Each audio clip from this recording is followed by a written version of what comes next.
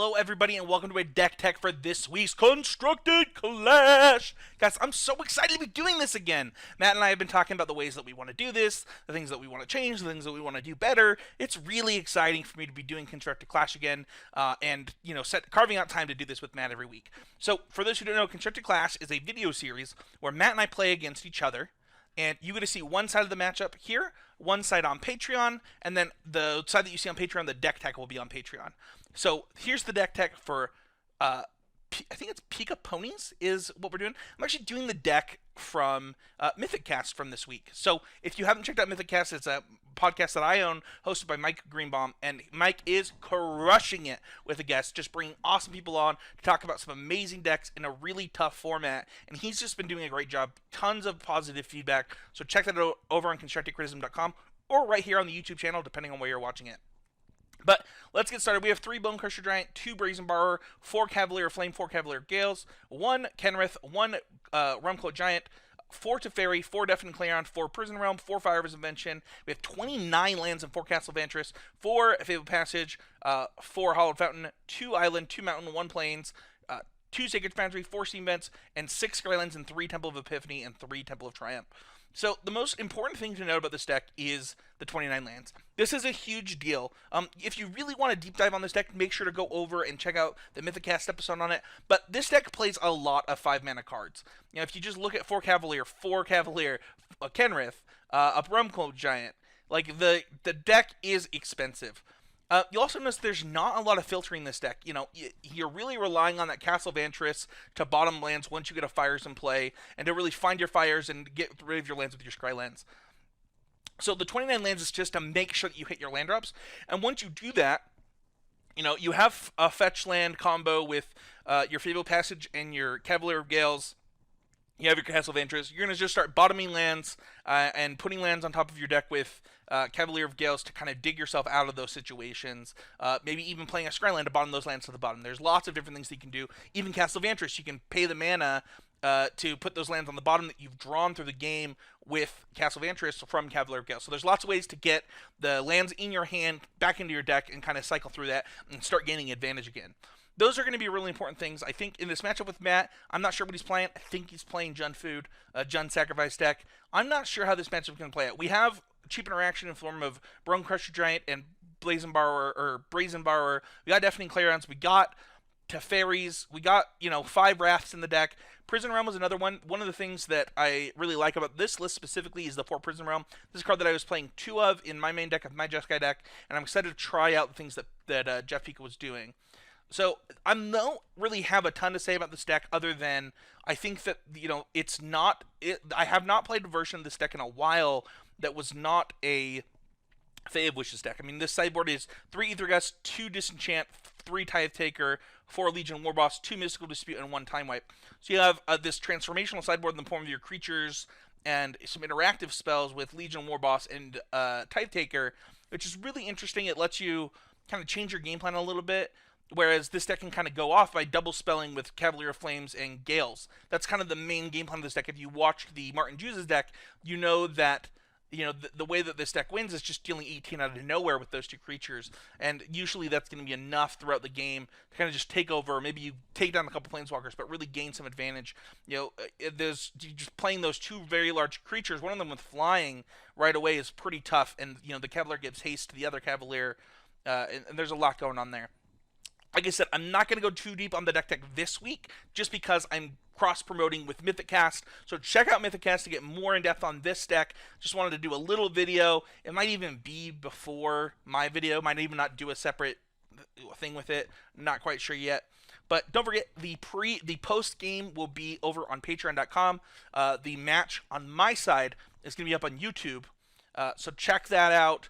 And we're going to go place Matt and see if we can crush-inate him this week on Constructed Clash. Thank you so much for watching. Thank you so much for the patrons who make this possible. And we'll see you guys on the battlefield. Hello, everybody, and welcome to Constructed Clash. Matt, Kling, and I are going to do a battle right now. We're about to flip a coin to decide who is decided to be on the play.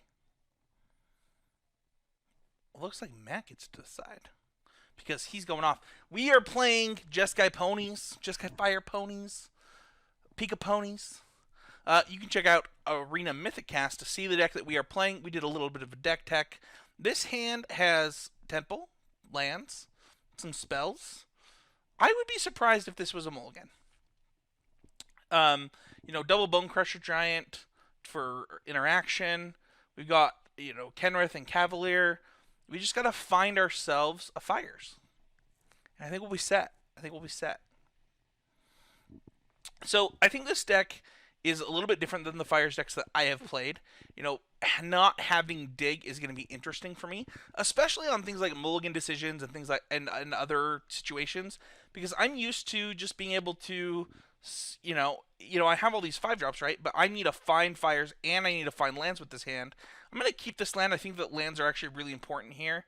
Even though I still need to find Fires, I think that hopefully we can stem the bleeding with stuff like Bone Crusher Giant and kind of go forward from there. This hand could be wrong. I haven't played this deck a ton. This is very different from the other Fires decks that I have played. So hopefully we can cobble something together here. We're going to go ahead and kill this Gilded Goose. I think that, I don't want our opponent to get too much of an advantage here. But we're actually in some decent trouble here from this Mayhem Devil. We're going to have to block here with a Bone Crusher Giant.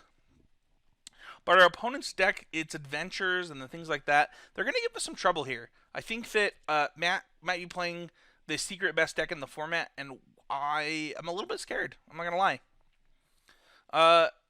But Matt has his turn 1 into his turn 2 Mayhem Devil pretty strong. He also has mana to go ahead and kill anything that we play here. But he'll have to take quite a bit of life to do it. But the problem is, ooh. That's pretty good. But we do have to play a 3-drop instead of this one because we don't have white mana. So we're going to go ahead and jam this. It's possible this is rough for us, that our opponent's going to take a lot of damage here.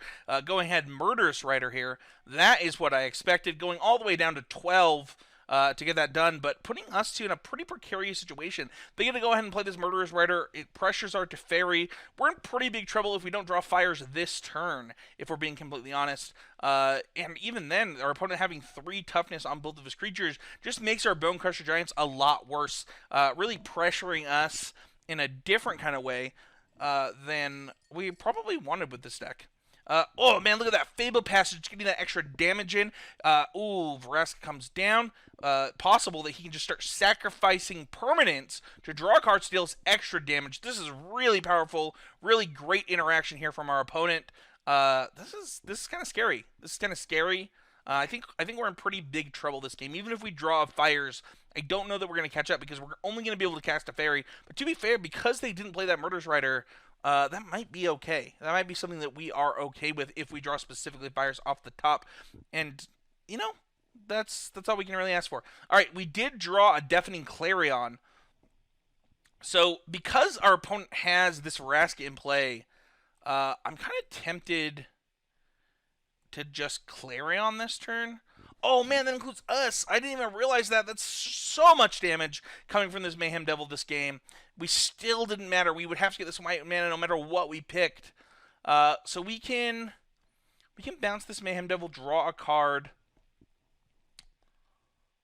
That might be better. I mean, even if we're getting the 2-for-1 here, I think this is actually the better play than just killing the Mayhem Devil, making them replay it. We got another Cavalier. We need to draw Fires. We need to draw Fires right now. Let's see what Matt Kling does.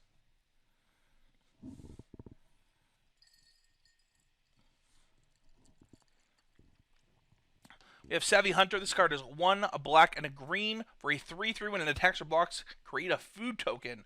Sacrifice 2 food to draw a card. Alright, we are in trouble! Okay, so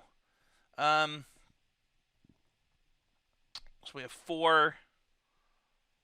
We have 5. So we have 4 damage on board with the Mayhem Devil.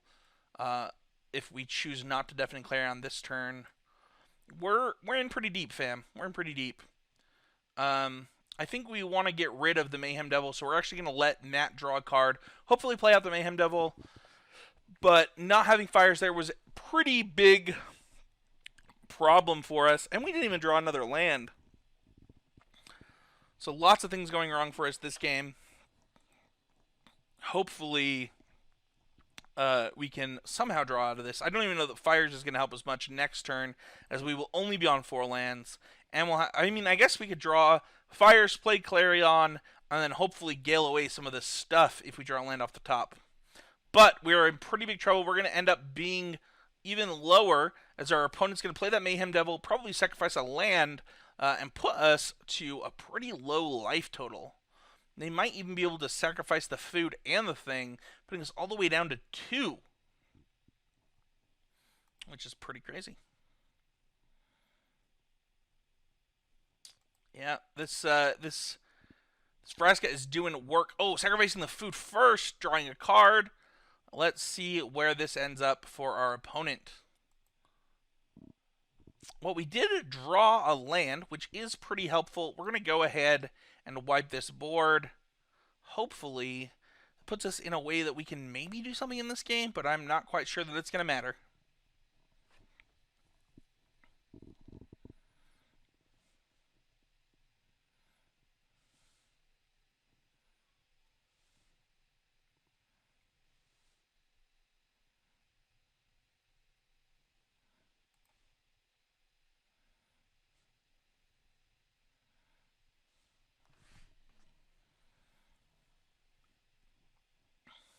Alright, opponent's on 5 lands. They have 1 red floating. They can play this Murderous Rider. They can also do some other stuff. We're going to crack this at end of turn. We want to get lands out of our deck. We want to draw ourselves. Ooh, Wicked Wolf. This is a wolf that is wicked, wicked, wicked, wicked. Nothing to fight here. We're actually in pretty good shape against just Wicked Wolf, as we get to start playing very large creatures. But if our opponent has a Murderous Rider, we are dead. So how do we combat that is the question. I don't think we have a play against that specifically. We're going to grab a red land just because of this.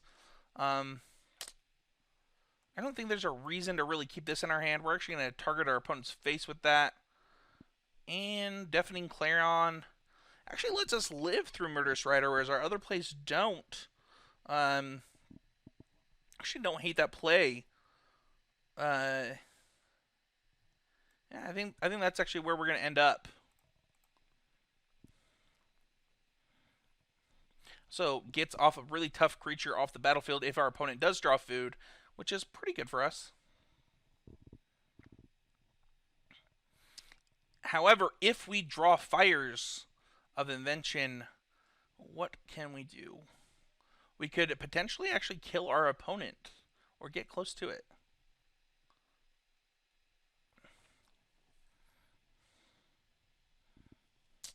That is not a Fires of Invention. We're going to have to resort to just casting this this Cavalier of Gales. Our opponent can't. Alright, so we're going to put back this and this. We're going to play a land. Hopefully our opponent doesn't have a removal spell for this. If they do, they just win the game on the spot. Once upon a time, looking for that Murderous Rider. If they got it, we are dead. Let's see what you got, Matt Kling.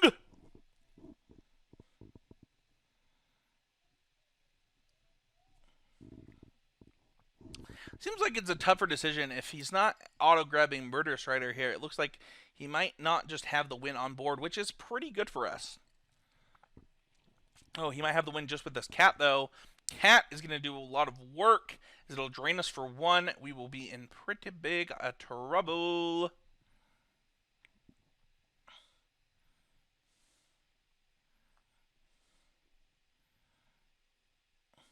Okay, we're at 2.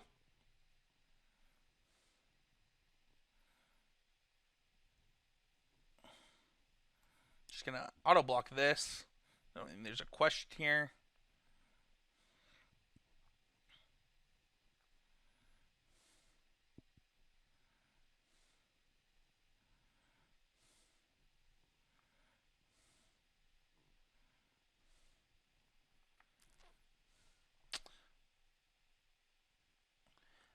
Depending kind of on what Matt does here, we might actually be better off just double spelling putting Prism Realm on the Cauldron Familiar and playing a Bone Crusher Giant.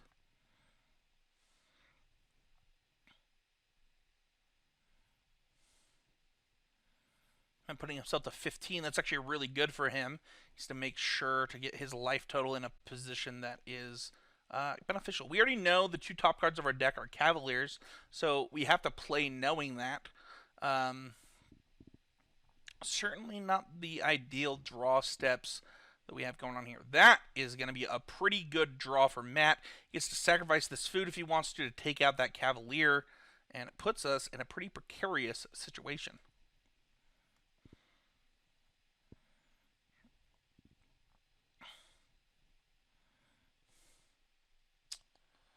So here we can force Matt. Whoa. We get a Scry 2?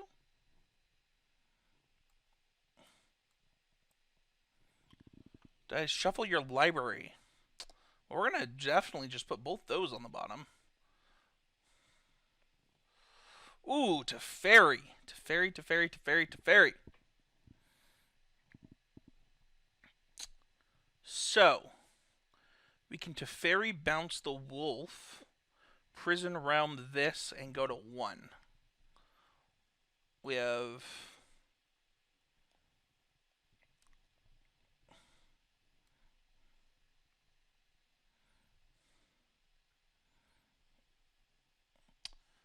That's probably the best play.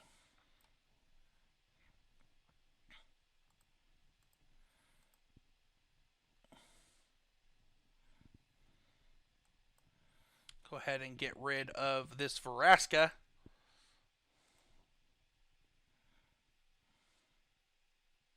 Get that land on the bottom of our deck. Play this. And hopefully live to see another day. And that'll do it. That is going to be a good game from us to Matt Kling. Witch's Oven, sacrificing the Cauldron Familiar and dealing us that last point of damage.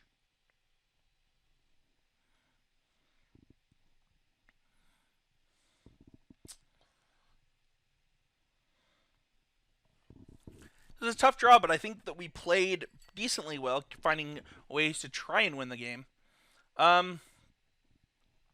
So here we have some tough questions to ask ourselves. One of them being, what is this matchup about?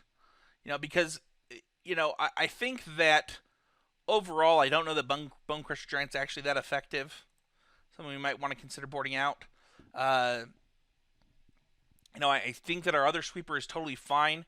Disenchant dealing with both food and with other stuff, but we also have these Ether Gusts. Being able to counter a red or a green spell is actually pretty good, making me think that might be better than the alternative. Teferi, I don't think is at an all-time high here. We're going to board out 1. I'm going to try it like this, and we'll talk to Matt about it after the match, but I think this is kind of how I would consider boarding for this matchup specifically. I think that, as much as the matchup could come down to something like, the Witch's Oven or the Trail Bread Crumbs or stuff like that, I really just want to be the control deck and find a Fires of Invention and kind of go off of my opponent here. But we'll kind of see what Matt thinks after the game. But hopefully we win this match.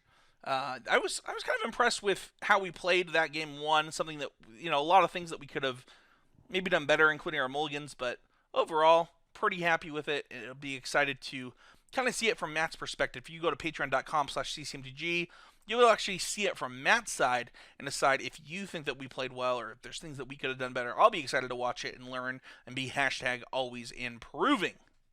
So,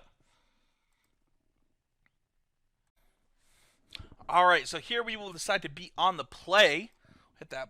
And we have Fires. We have our combo. We have 2 lands. I think we can get a better 7 than this. Oh, crap. We hit the wrong button. Oh, no. Here we go, fam. We got the misclick on video. We got a misclick on video here. Something we got to be better about in the future, but we're going to play through. We're going to play through. Hopefully, we just got 3 lands on top of our deck. We just need 3 lands on top of our deck, fam, and maybe we can get there. Let's see here. We got to draw some lands here, fam. I'm going to go grab the island because if we draw an untapped land, we're really going to want it, especially if our opponent starts playing things like that. So this could be a quick match here with that misclick, but something still worth talking about. Oh, snap-a-doodle. Snap-a-doodle-doo, baby. We got that land. We're going to draw an extra card. Maybe we can salvage this rough keep here. You did get a land there, but we actually need another land on top of our deck to utilize this, as then we can play Fires of Invention next turn. Even then, it might not even be that good. Maybe what we actually want is to play this land either way so that we can double spell the turn that we play the Fires. That might actually be better. I'm not quite sure.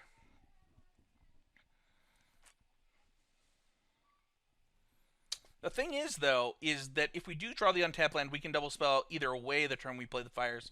So I don't think there's a chance that we're not playing the Fires this turn. Our opponent did leave up 2 mana,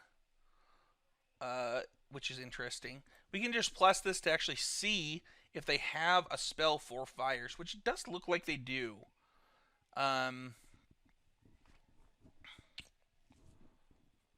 So, that being said, what is the right play? I guess we don't know that, though, because they could just be this sacrifice. So I think the right play is to actually just play this Fires of Invention. Hopefully they don't have a disenchant for it.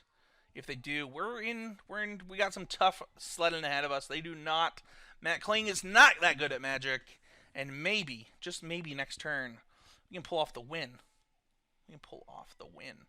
Our opponent is going to have a Rotting Regisaur, but will that matter in the face of all of this combo? Matt is in the tank. He's thinking hard about what he wants to do.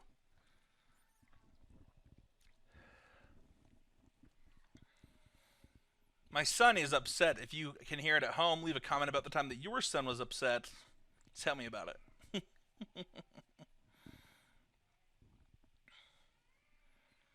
Alright, Matt goes and grabs a swamp.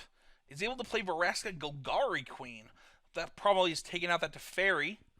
We'll see how that goes for him. But I think Matt is actually just dead on board. Oh, leaving himself not dead on board. Great play by Matt Kling there. We're going to... Wait, but does this kill him? No, it does not. Alright, so we get that Scryland out. Brazen Borrower actually is a great draw there. We're going to play this. And draw 3 cards. And we're going to put back this and Brazen Borrower. Leave those in that order. Go ahead and play this Cavalier Flame.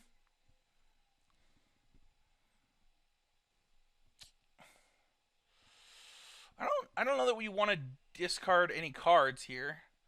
I think we're pretty happy with all of this. Go ahead and activate this. And we will... So this is... go ahead and activate again.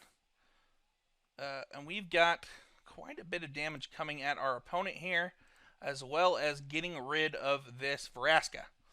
It was never going to be lethal. Hopefully our opponent blocks here. And next turn, I think our opponent is probably dead no matter what they do. We got pretty lucky this game, considering we didn't mean to keep this hand.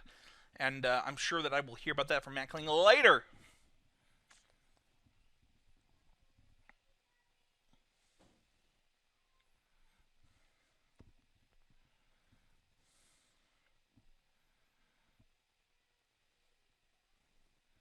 Let's see what Matt chooses to do here.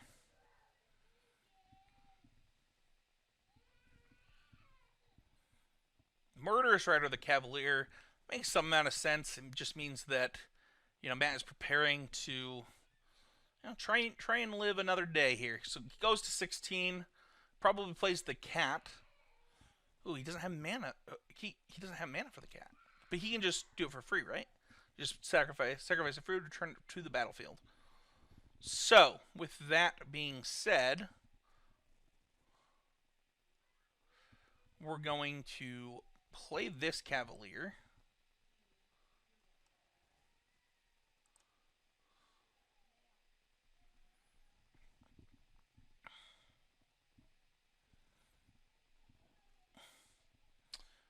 I think that we can put back some lands.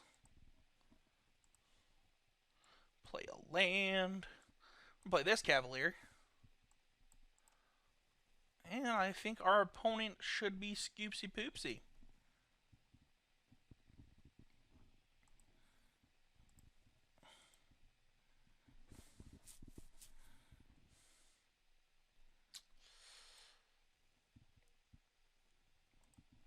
Alright. Give them haste. Give them haste. Give them haste.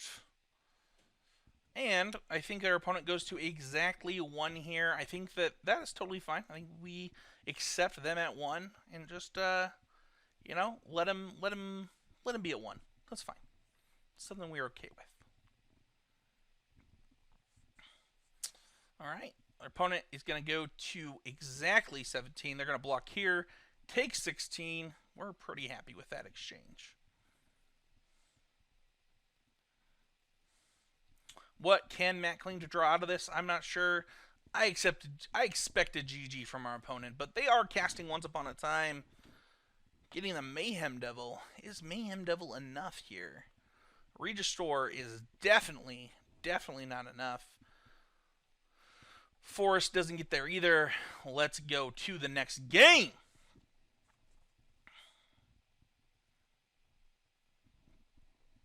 Registore is interesting as something to think about with Aethergust.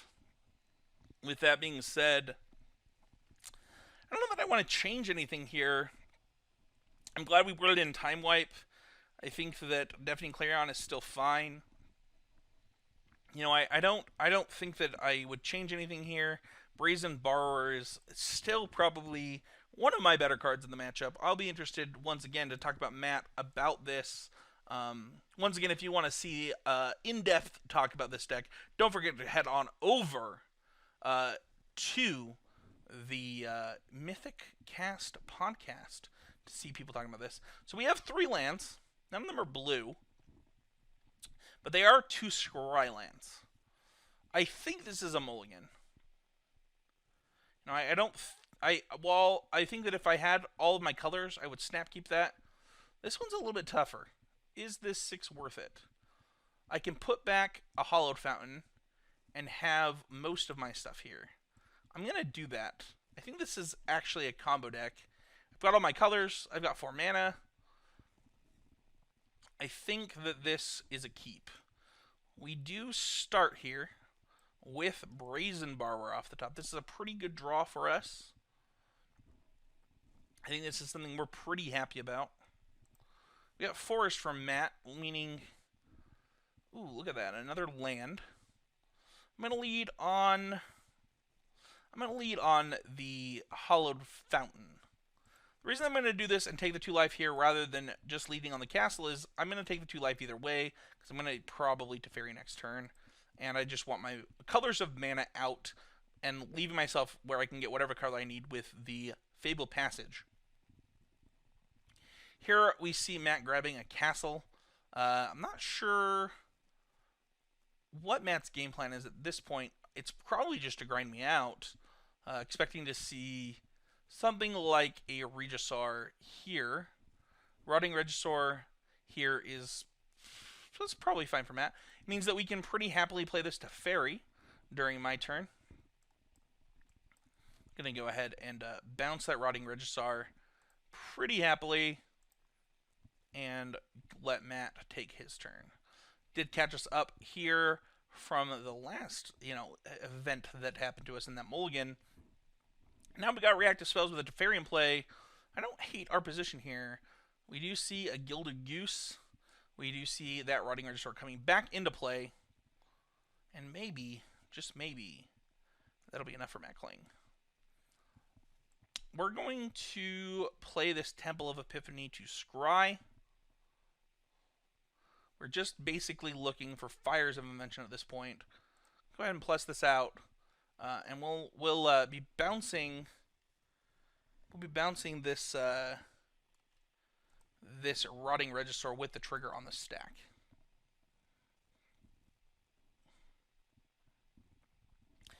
Maybe we won't, though. Maybe we'll actually let Matt continue to do things. There's not really a reason to uh, force ourselves to do this until he starts attacking with it.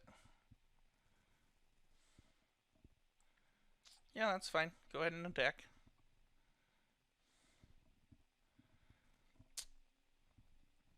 Just gonna go ahead and bounce this now. I don't even know that Matt cares. He probably just sacrifices it with the Witch's Oven, to be honest. He puts it back into play. That's most likely going to be his play there. That's interesting. Lovestruck Beast comes down. We might see the Rotting Regisaur again from Matt Klang.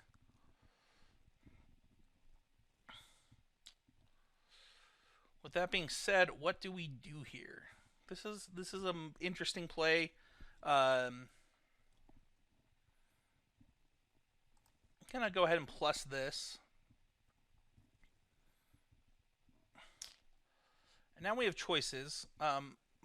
My thought is to hold the Fabled Passage in case we draw the other Cavalier.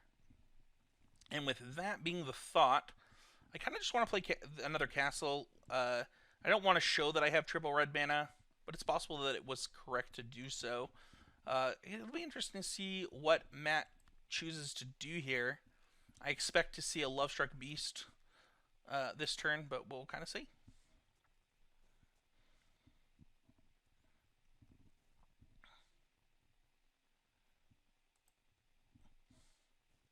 Alright, Matt is attacking that to Fairy with both creatures. We are more than okay with that.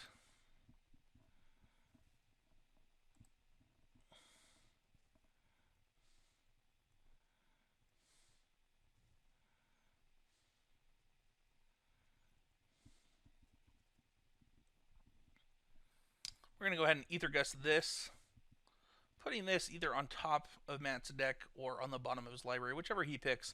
We're going to go ahead and jam this Brazen Borrower and actually start attacking Matt. I think that is going to be one of our better plays.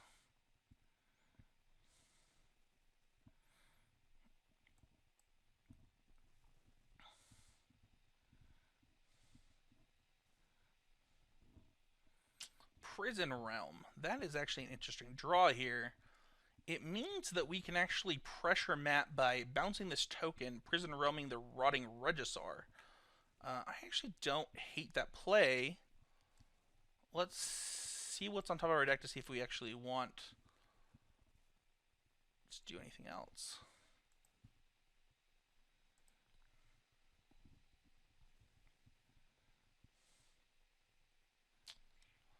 Well, Brazen Borrower does give us quite a bit of advantage here. I'm not sure. I don't hate Brazen Borrower here either. I'm going to attack first. See what line Matt takes. And then decide what to do from there. Matt is going to take it. And we're going to shock ourselves and actually bounce that token. Leaving Matt with no cards in hand and a goose. We're going to draw that Brazen Borrower too, which is pretty nice. Ooh, we do not get to draw that Brazen Borrower. That is a sick play from Matt.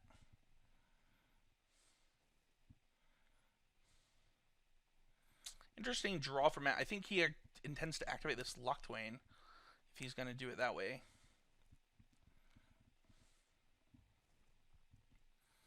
Probably just looking for a cat to get some kind of advantage.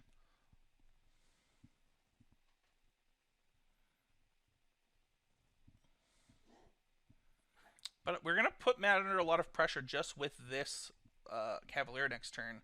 We just got to go grab a mountain and we'll be able to give this haste and attack for quite a bit of damage. With a Brazen Borrower backup, I think we are favored to win this game from what I can see. I don't know what Matt just drew off of that, But it is not looking good for the villain, because Matt Kling is always the villain in my world.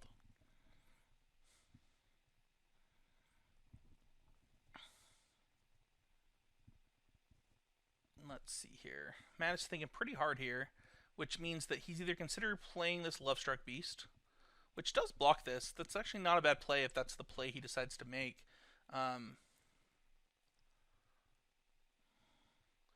The Lovestruck Beast not being able to attack is pretty nice for me.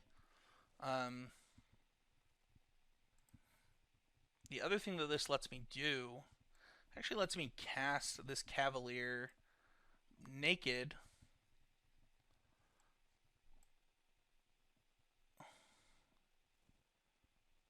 I could also just discard these. I could just discard the Fable Passage instead. See what I draw. That's actually not that bad. This is basically the same thing. That's like totally fine with me. Gonna go ahead and attack here. I don't hate any of this. I'm fine with basically all of this.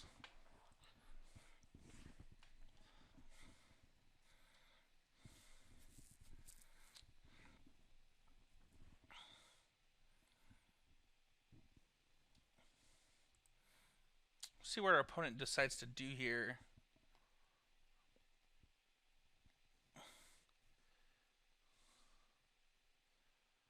Okay.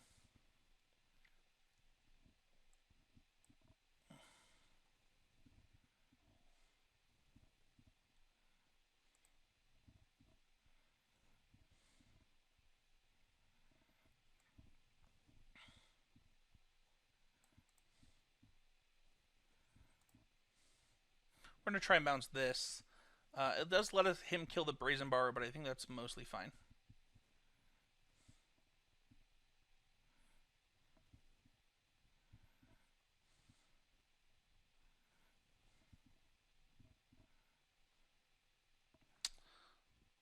Well, that is not what our hero needed. Matt's deck is fire.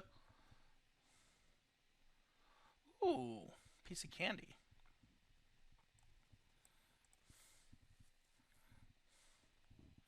Alright, we're just going to go ahead and attack here.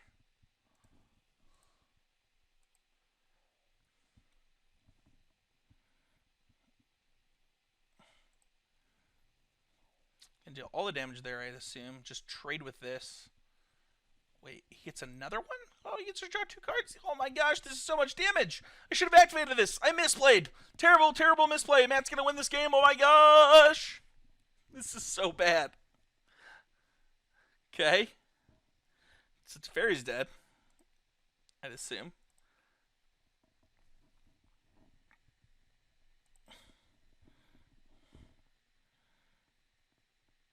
Draw a card. I'm so in trouble. You know what I could have done? So I could have activated that to Fairy.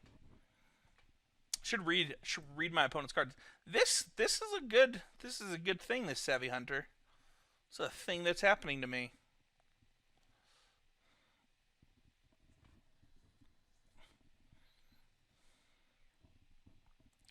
Alright. We are in trouble, family. Family of mine. Our hero is in trouble.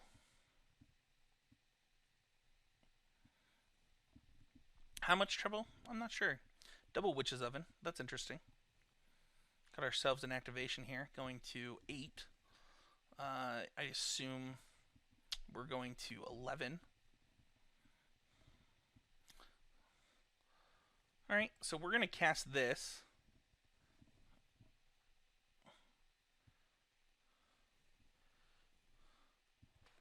Okay. So I can put back Steam Vents, Time Wipe.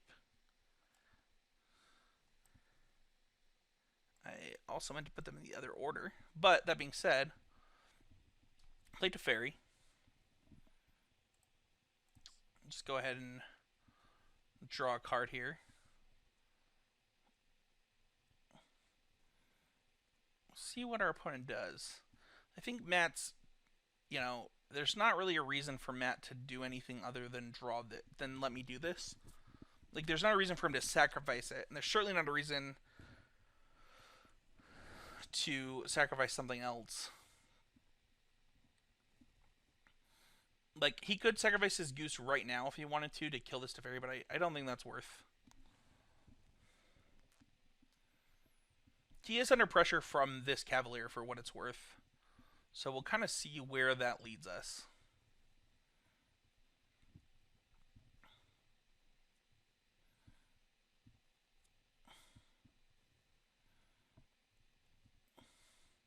This is going to kill the Teferi by itself, which is pretty good for Matt.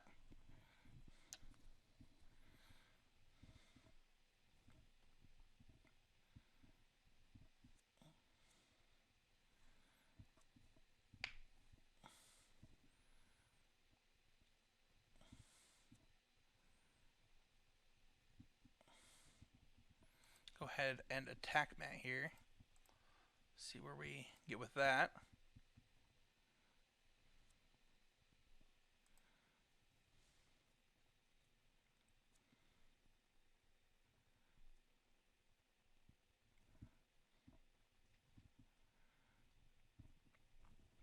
Interesting he chose to sack the food there. It means he can't draw cards, which means he's probably not blocking. Putting him to 6 life.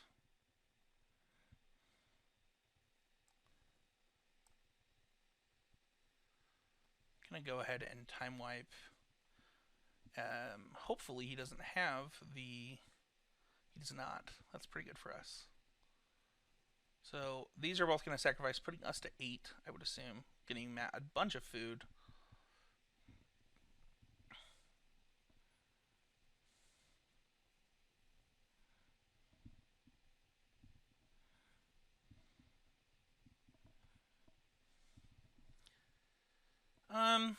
Now the question is if we play this. I think we do. Just kind of pass the turn.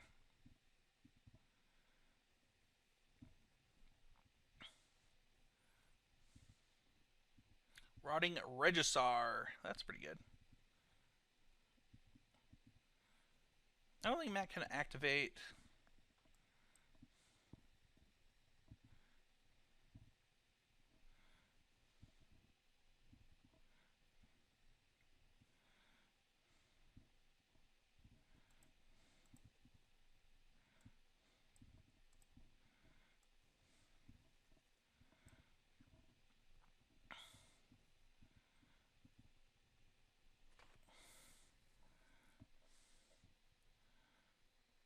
Probably going to see a sacrifice here.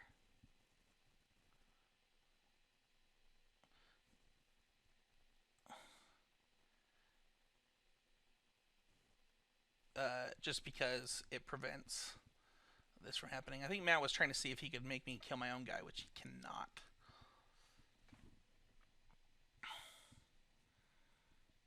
So we need to hold full control, just because we actually are probably going to scry these two to the bottom.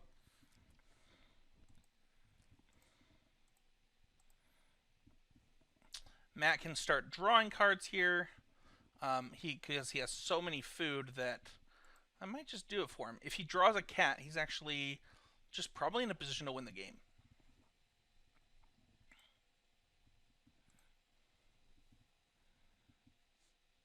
Which means that we need to cast this for lifelink. Oh, man! Stopping that lifelink so good!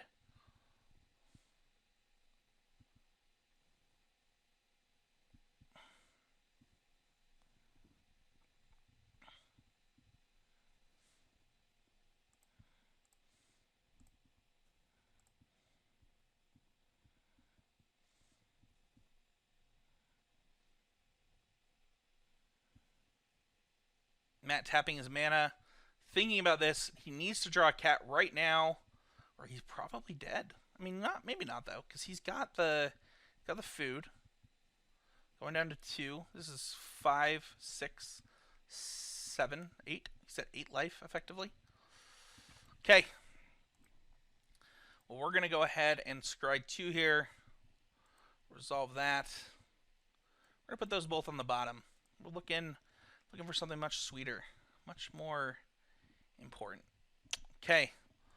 That was not what the hero needed. We're going to go ahead and attack.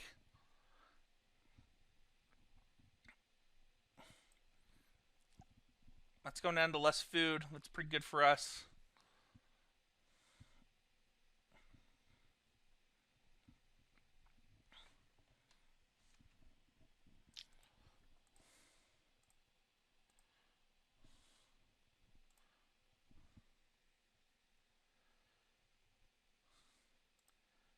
Alright, we're going to scry again. I think that it's important that we draw action spells. Those are not action spells.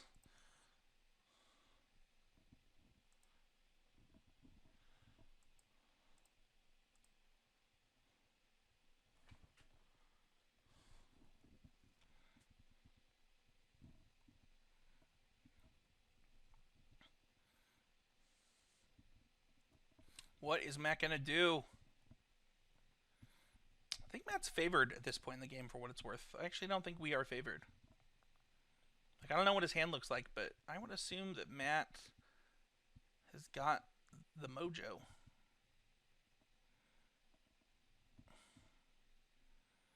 Gets to activate still, right? Put himself to 1.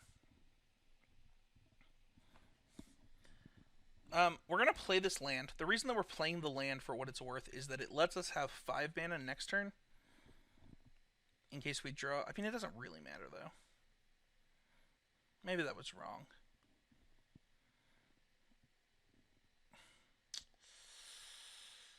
I think we want to counter this.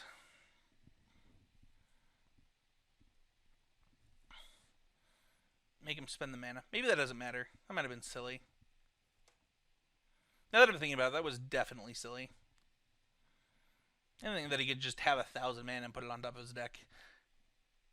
Oh, that's a Gilded Goose. That's not quite what he needs.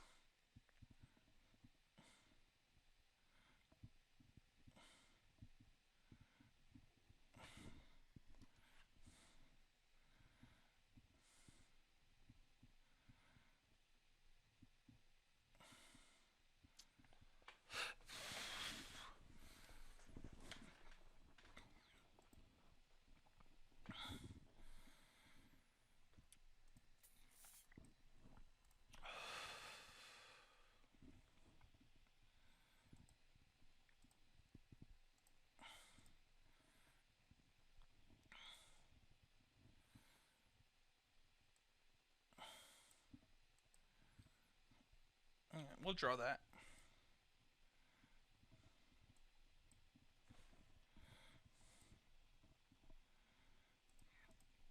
Attack Matt. Block, make a food. That's what I assume will happen here. He did not make a food. Interesting to know why no food was made there.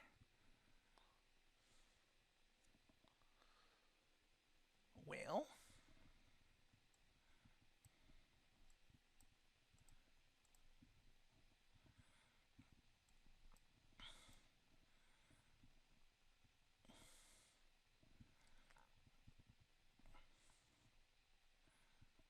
Ah! Got the match! Winner, winner, chicken dinner! Alright, that is going to do it. It's a crazy match.